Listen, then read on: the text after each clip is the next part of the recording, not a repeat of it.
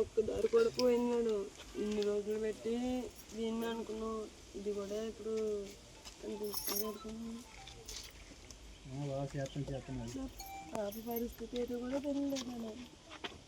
ఇన్ని రోజులు డిపార్ట్మెంట్లో మనకు సంబంధించిన వాళ్ళు ఎదుగుతున్న ప్రతి ఒక్కరు కూడా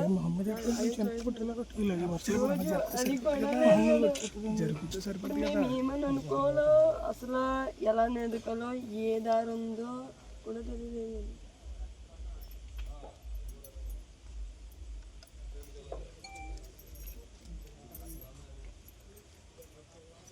భయంకరంగా ఉంది అసలు. చిన్నపిల్ల దీనికి ఏమన్నా అసలు ఇది కుక్క పిల్ల క్లోజ్గా ఉంది. తెలుసు అది మళ్ళీ వచ్చింది మేడం.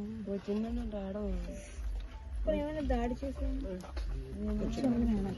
ఉదంతం చాలా చాలా పెయిన్ఫుల్గా ఉంది. వారం రోజులుగా టీవీల్లో చూసి ఫస్ట్ రోజు రెండో రోజు ఎక్కడో పక్కన ఎక్కడో ఉండుంటుంది, దొరుకుతుంది రోజు అనుకుంటూ అందరిలాగే నేను ఎదురు చూశాను.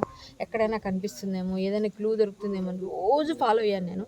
ఆ కుక్క వచ్చింది, తర్వాత గడ్డిలోకి వెళ్ళింది, తర్వాత GPS ట్రాకింగ్ పెట్టారు. ఇవన్నీ అనగానే దేవుడి దయ వల్ల దొరకాలి. మనందరి హోపు ఎప్పుడైనా ఒక చిన్న ప్రాణం కదండి, మనకన్నా జ్ఞానం ఉంది దానికి. పాలు ఇస్తే పాలు, ఏది ఇస్తే తాగే పిల్ల వయసు.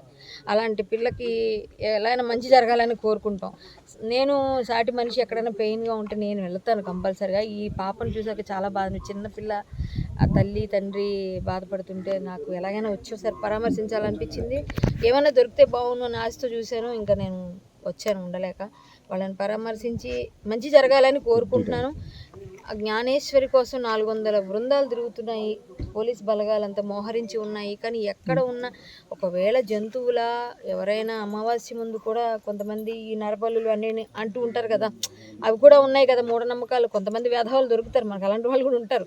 మేబీ అలా పోనీ అలా తీసుకెళ్ళినా ఎటువైపు నుంచి తీసుకెళ్లారు? కెమెరాస్ ఏమయ్యాయి? ఎక్కడా లేవా? CCTV ఎక్కడో దగ్గర క్లూ దొరుకుతుంది కదా, అది ఎందుకు దొరకట్లేదు?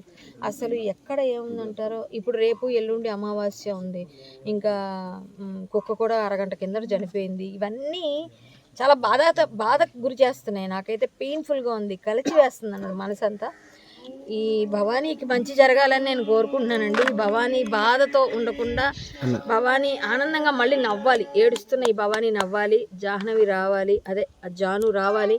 తన జాను ఇంకో చిన్న పాప ఉంది. పాపం ఈ చిన్న పిల్లలతో ఈ లోపలికి మనమే భయంకరంగా ఉంది. ఈ ప్లేస్లో ఉండలేము. వాళ్ళు ఏదో 20 సంవత్సరాల నుంచి పనిచేస్తున్నారట ఇక్కడ.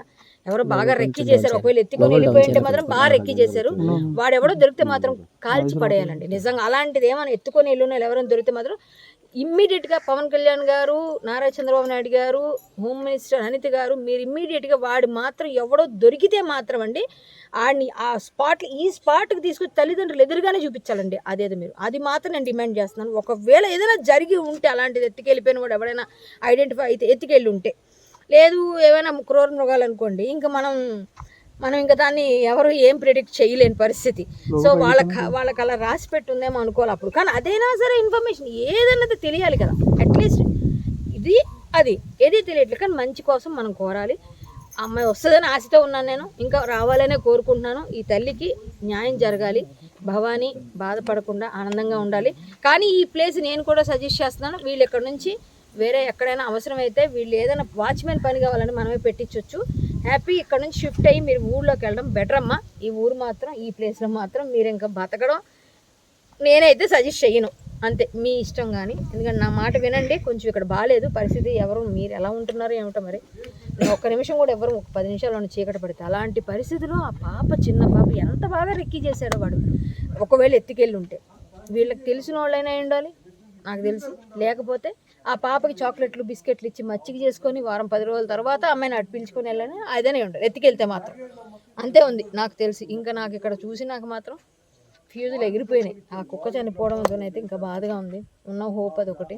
సరే, పోలీస్ వాళ్ళకి ఏముందో ఇన్ఫర్మేషన్, వాళ్ళు ఏం చేస్తున్నారో వాళ్ళంతా చేయాలి. గట్టిగా కొంచెం ఇంకా గట్టిగా ప్రయత్నం చేయించండి. హోమ్ మినిస్టర్ గారు, పవన్ కళ్యాణ్ గారు, ఇలాంటి వాళ్ళందరికీ న్యాయం చేయండి.